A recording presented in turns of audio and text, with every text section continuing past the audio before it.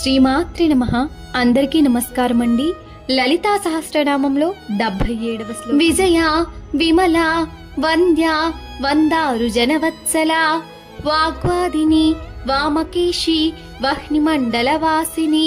భావం: విశేషమైన జయమును కలిగినది, మలినము స్పృశించనిది, నమస్కరింపదగినది, నమస్కరించు శీలము గల జనులయందు వాత్సల్యము గలది, వాక్కులను చక్కగా వ్యక్తపరచగలుగుటకు ప్రేరణనిచ్చు పరవాగ్దేవత, వామకేశ్వరుని భార్య, అగ్ని ప్రాకారమునందు వశించును. ఒక్క క్షణం ఊహించండి, అగ్నిజ్వాలల మధ్యలో ఒక దివ్య రూపం ప్రకాశిస్తోంది.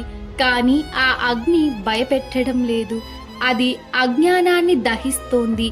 ఆ జ్వాలల మధ్యలో అమ్మవారు ప్రశాంతంగా నిలుచున్నారు. ఆమె ముఖంలో పవిత్రత, ఆమె మాటల్లో మాధుర్యం, ఆమె చూపులో ప్రేమ ఆమెను ప్రార్థించిన ప్రతి ఒక్కరిని తల్లి ప్రేమతో కాపాడుతోంది.